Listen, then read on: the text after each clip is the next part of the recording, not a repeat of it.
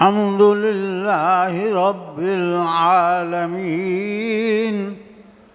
والصلاة والسلام على سيد الأولين والآخرين محمد خاتم النبيين وعلى آله وأصحابه أجمعين.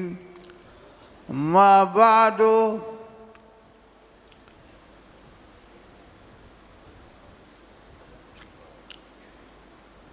عن أبي سعيد الخدري رضي الله تعالى عنه قال قال رسول الله صلى الله عليه وسلم: من شغله القرآن عن ذكري ومسألتي آتيته خير ما أوتي السائلين. وفضل كلام الله على سائر الكلام كفضل الله على خلقه. رواه الترمذي. محترم جناب حضرت مولانا قاری وقار احمد چترالی صاحب، جو اس مجلس کو جنہوں نے اس مجلس کو منعقد کیا ہے، قائم کیا ہے، بڑے بڑے عظیم قراء کرام نے تلاوتیں کی ہیں اور ہمارے دلوں کو قرآن کے نور سے منور کیا ہے، دماغوں کو مزین کیا ہے، زندگیوں کو بھی منور کیا ہے۔ اللہ تعالیٰ ان سب کو جزائے خیر عطا فرمائے۔ میں نے جو حدیث پڑھی ہے وہ انہی کی فضیلت کے بارے میں ہے۔ ابو سعید خدری رضی اللہ تعالیٰ عنہ فرماتے ہیں، جو آدمی قرآن پاک میں مشغول رہا، الگ سے اذکار مسنونہ نہ کر سکا، مجھ سے مانگ بھی نہ سکا، دعا بھی نہ کر سکا، تو میں اس کو مانگنے والوں سے بڑھ کر دوں گا، بن مانگے دوں گا۔ اور ساتھ ہی دلیل بھی ارشاد فرمائی کہ اللہ کے کلام کی فضیلت سارے کلاموں پر اسی طریقے سے ہے جس طرح خود اللہ رب العالمین کی فضیلت ہے اپنی مخلوق پر۔ اللہ رب العالمین کا کوئی نظیر نہیں، کوئی مثیل نہیں، کوئی مثل نہیں، کوئی شریک نہیں، کوئی ند نہیں، کوئی مد مقابل نہیں۔ اسی طرح اس کا کلام بھی ایسا ہی ہے۔ اس قرآن پاک، یہ قرآن پاک اپنے نظم کے لحاظ سے بھی بے نظیر ہے۔ دنیا کا کوئی نثر اس جیسا نہیں، کوئی نظم اس جیسی نہیں۔ جو بھی سنتا ہے فوراً متاثر ہو جاتا ہے، خصوصاً جب عربی لہجے میں پڑھا جائے، جس طرح یہ قراء کرام نے پڑھا ہے اور پڑھتے ہیں، تو اس کا بڑا فوری اثر ہوتا ہے، لوگ فوراً مسلمان ہو جاتے ہیں۔ یہ دنیا جو عالم اسلام ہے، عالم اسلام جو وجود میں آیا ہے، اور دنیا بھر کے اندر جو مسلمان ہیں، اور اب بھی روزانہ بے شمار تعداد میں لوگ دائرہ اسلام میں داخل ہو رہے ہیں، وہ اسی قرآن پاک کی بدولت ہے۔ اس قرآن پاک نے دلوں کے اندر اسلام کو داخل کیا ہے، دماغوں کو اسلام سے مزین کیا ہے، مسلمان ممالک کو وجود بخشا ہے، اور اسی قرآن پاک کی بدولت دنیا دائرہ اسلام میں داخل ہو رہی ہے۔ نبی صلی اللہ علیہ وسلم نے فرما دیا تھا صحیح بخاری شریف کی روایت ہے، حضرت ابو ہریرہ رضی اللہ تعالی عنہ جو مشہور محدث ہیں، وہ روایت کرتے ہیں کہ رسول اللہ صلی اللہ علیہ وسلم نے فرمایا، ما من الانبیاء نبی الا اوتی ما مثلہ آمن علیہ البشر۔ جو نبی بھی آیا اللہ نے اس کو ایسے معجزے دیے کہ ان معجزات کو دیکھ کر کے انسان ان پر ایمان لے آئے۔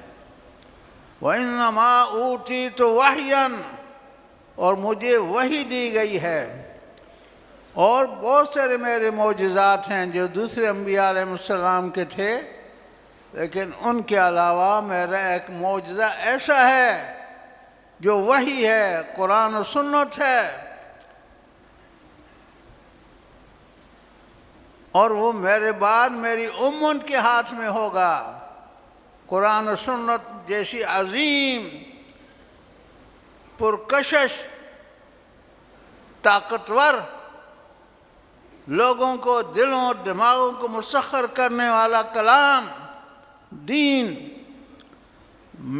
میرا ترکہ ہے، میری امت کے ہاتھ میں ہوگا۔ اس لیے مجھے امید ہے، ارجو ان اکون اکثرہم تابعا یوم القیامہ، مجھے امید ہے کہ میرے پیروکار قیامت کے روز سب سے زیادہ ہوں گے۔ اور یہی بھی حقیقت ہے، جو احادیث جن لوگوں نے مطالعہ کیا ہے، پڑھی ہیں، سب سے زیادہ یہ امت ہوگی۔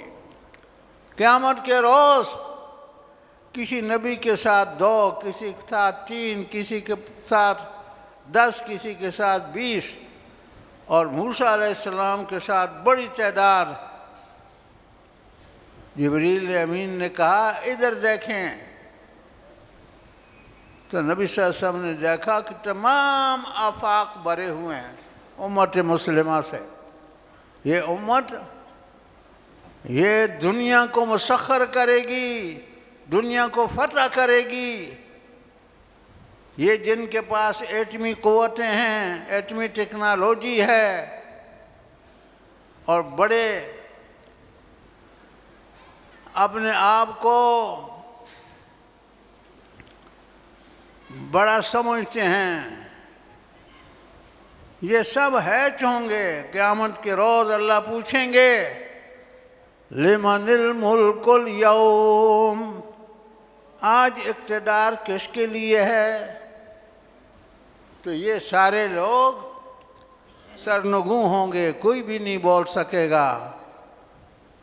اللہ تعالیٰ فرمائیں گے اور ہر طرف سے جواب آئے گا، للہ الواحد القہار، اللہ واحد غلبے والی ذات کے لیے، واحد غلبے والی ذات کے لیے۔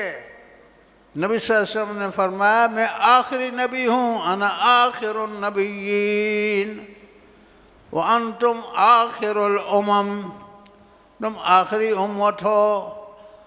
اللہ بھی بے مثل و بے نظیر، اور اللہ تعالیٰ کا نبی محمد الرسول اللہ صلی اللہ علیہ وسلم وہ تمام انبیاء کے سردار، سرور انبیاء، سرور عالمین صلی اللہ علیہ وسلم، اور فرمایا تم آخری امت ہو، تمہارا جیسا بھی کوئی نہیں ہے۔